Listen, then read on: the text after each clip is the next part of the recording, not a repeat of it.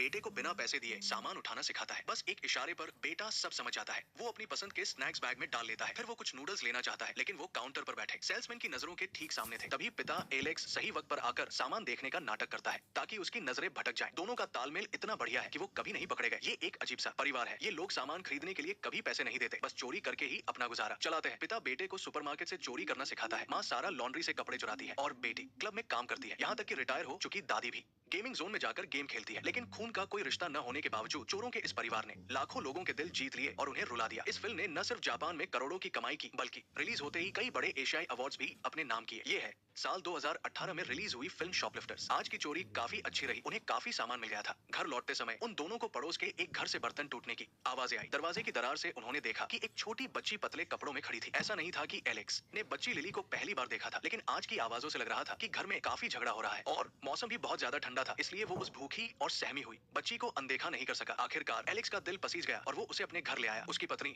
सारा लगातार शिकायत कर रही थी कि एलेक्स एक और बोझ घर ले आया है, लेकिन जब दादी ने लिली के कपड़े हटाकर देखा तो पाया कि उसके कमजोर हाथों पर चोट के कई निशान थे। जो सारा भी शिकायत कर रही थी वो भी अचानक भावुक हो गई। लेकिन परेशानी ये थी कि घर में पहले से ही काफी लोग थे। उसे भरपेट खाना खिलाने के बाद एलेक्स और सारा लिली को वापस छोड़ने गए। लिली उन अनजान लोगों से बिल्कुल नहीं डरी और एलेक्स की पीठ पर आराम से सो गई। लेकिन जैसे ही वो उसके घर के पास पहुंचे, उन्हें अंदर से जोरदार झगड़े की आवाजें सुनाई दी। अभी कुछ देर पहले तक चिढ़ रही सारा अब उसे छोड़ना नहीं चाहती थी। इस मासूम बच्ची को लिए वो दोनों कड़ाके की ठंड में काफी देर तक सोचते रहे और आखिरकार उन्होंने उसे घर ले जाने का ही फैसला किया। नए घर में आई लिली ने पहली ही रात एक गलती कर दी। उसने बिस्तर गीला कर दिया, पर उसे समझ नहीं आया कि इस घर में उसे डांटने या पीटने के बजाय उसके घावों पर मलहम क्यों लगाया जा रहा है। और उसे तो ये भी नहीं पता था कि इस 5 लोगों के परिवार का आपस में कोई खून का रिश्ता नहीं है। यहाँ तक कि समाज में उनकी कोई कानूनी पहचान भी नहीं है। दादी इस घर की मालकिन है और एमी दादी के पहले पति की पोती है। एलेक्स और सारा बिना पहचान वाले लोग हैं जिन्हें दादी ने पनाह दी थी। सैम को उसके बुरे माँ बाप ने एक कार में बंद कर दिया था, जिसे सारा और एलेक्स ने बचाया था। इस घर में रहने के बदले में एलेक्स और सारा दादी की